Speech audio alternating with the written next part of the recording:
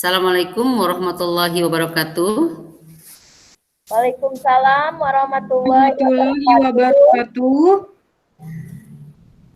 Baiklah Ibu dan Bapak Guru yang saya hormati, hari ini saya akan memaparkan penyampaian materi yang saya pahami selama ini. Terlebih dahulu saya akan memperkenalkan diri. Nama saya Nunung Nur Hayati, SDN Songgom 3, Kecamatan Geprong, Kabupaten Cianjur, Provinsi Jawa Barat. Apa kabar Ibu dan Bapak Guru hari ini? Alhamdulillah baik Ibu. Alhamdulillahirabbil alamin. Kita panjatkan puji dan syukur kehadirat Allah bahwa hari ini kita masih diberikan kesehatan, umur yang panjang, masih bisa mengikuti kegiatan sampai saat ini dalam keadaan sehat walafiat. Mudah-mudahan kita bisa mengikuti sampai akhir dan bisa mengimplementasikannya ke sekolah masing-masing. Dan semoga kita selalu dilindungi Allah Subhanahu wa taala dan selalu diberikan umur yang panjang. Amin ya robbal alamin. Sebelum saya memaparkan materi ini, marilah kita terlebih dahulu membacakan doa menurut agama dan kepercayaannya masing-masing.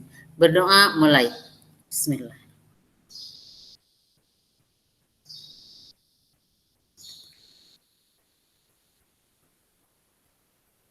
Selesai. Ibu dan Bapak Guru yang saya hormati, baiklah, saya akan memaparkan kompetensi guru tentang asesmen. Adapun tujuan dari pemaparan ini, nanti diharapkan Ibu dan Bapak mampu memahami pengertian asesmen, juga mampu membedakan jenis-jenis asesmen, juga mampu membedakan bentuk asesmen sumatif dan formatif, dan kita dituntut untuk mampu mempraktekkannya dalam penilaian hasil pembelajaran. Juga output yang diharapkan nanti Ibu dan Bapak Guru harus mampu meningkatkan kemampuan peserta didik dalam proses belajar. Pengertian dari asesmen itu sendiri, kita harus tahu dulu pengertiannya dulu, yaitu tolak ukur untuk meningkatkan pencapaian hasil belajar peserta didik dan untuk meningkatkan kemampuan peserta didik dalam proses belajar. Nah, di dalam penilaian asesmen itu sendiri dilaksanakan melalui 3 pendekatan, yaitu dengan pendekatan assessment of learning atau penilaian dilaksanakan di akhir pembelajaran. 2, assessment for learning, penilaian untuk pembelajaran, dan assessment as learning, penilaian sebagai pembelajaran. Nah, kita di sini jenis-jenis asesmennya itu seperti apa? Di sini ada asesmen diagnostik kognitif yang bertujuan guna menguji kemampuan dan capaian pembelajaran peserta didik. Asesmen kognitif diberikan guna mengidentifikasi capaian kompetensi dari siswa. Hasil dari asesmen kognitif nantinya akan menjadi bahan dasar pilihan strategi pembelajaran. Juga, ini asesmen kognitif ini bisa dilakukan dalam bentuk remedial maupun pelajaran tambahan bagi peserta didik yang paling tertinggal. Nah, di sini juga asesmen diagnostik kognitif itu dibagi 2, ada asesmen sumatif dan asesmen formatif. Asesmen sumatif ini asesmen bertujuan menentukan tingkat pencapaian hasil belajar siswa yang dilakukan di akhir materi pembelajaran. Sedangkan pada asesmen formatif, guru mengumpulkan informasi yang membantu guru memberi umpan balik dan tindak lanjut proses belajar. Nah, di sini di sekolah penggerak, jadi belajar sekolah penggerak itu lebih menitik beratkan kepada proses, bukan pada akhir hasil belajar. Makanya di sini di sekolah penggerak ini lebih banyak asesmen formatif daripada asesmen sumatif. Karena asesmen formatif itu menitik beratkan kepada proses, bukan hasil.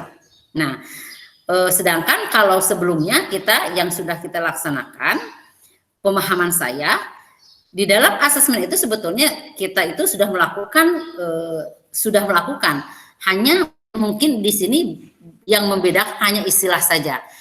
Kalau dulu mungkin kita penilaian di akhir evaluasi.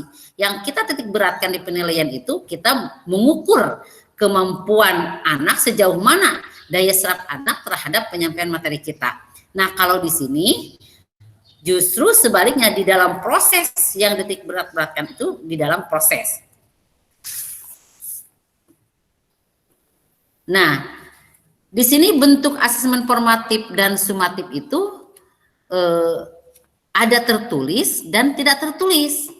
Contoh bentuk asesmen tidak tertulis, maaf tadi terlewat ya, saya menjelaskan ini asesmen diagnostik belum dijelaskan sama saya, maaf.